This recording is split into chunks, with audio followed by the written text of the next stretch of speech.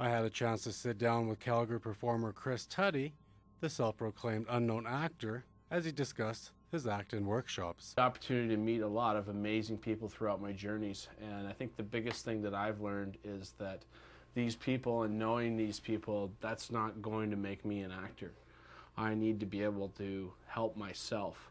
And some of the ways in which I've been able to do that is through hosting various workshops with actors who have far more experience, who have had more opportunities than myself to actually get out there and do what they love to do, which is acting.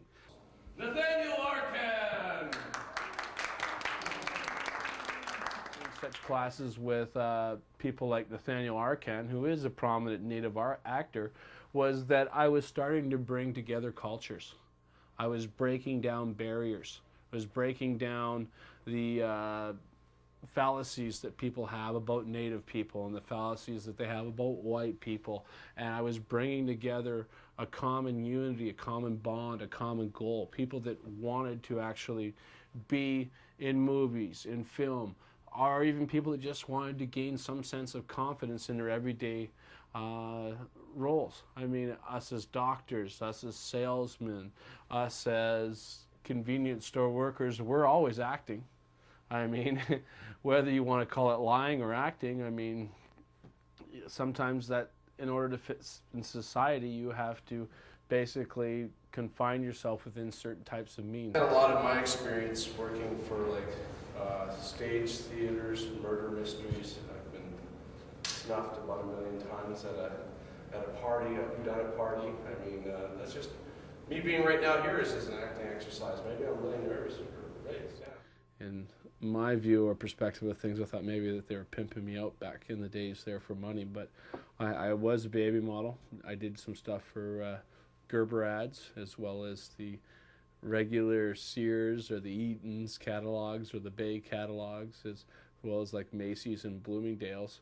And then that parlayed into runway work and being at places like the bridal fashion, you know, bridal fashion, bridal fairways, where I'd be like one of the groomsmen or, you know, sometimes the groom dressed up in tuxedos, and that was kind of my way of getting into runway modeling and so forth. And then I got to be a spokesman of a beverage called Sting, as well as getting to be part of several fashion shows.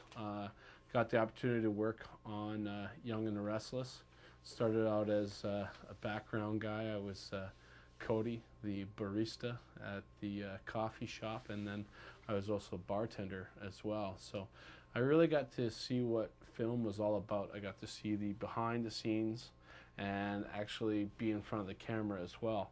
For me, my parents were fairly wealthy, and they always would have supported my dream of becoming an actor, but I felt that I needed some sense of self-accomplishment, which is why I went to university and got a geology degree. But I didn't like geology. I always wanted to come back to acting and do something that I loved, and hence I took some more training, went to UCLA, did some theater training, and now I've just started to break out into some of the Hollywood movies. You know, I mean, didn't have any dialogue in the assassination of Jesse James, but was featured very prominently in the movie for about 15 or 20 seconds, which in some people's eyes is a big accomplishment. I got edited out of Passchendaele about 1 million times. I've had a bone to pick with Paul Gross about that, but you know, Paul's an amazing guy. He's somebody who has brought a lot to Canada film-wise. A major feature film being produced, and so you know what, I was really happy to be part of that. I think the funniest part about that is one of the major scenes in which I am in it is I'm smoking a cigarette. So my grandmother was like, "I didn't know you smoked. Oh my God!"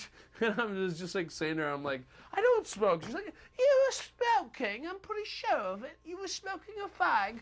And I was just like, because she's English, and I was just like, "No, grandmother," I said those were all herbal cigarettes, you know, behind the scenes and stuff. And then she's like, "Herbal?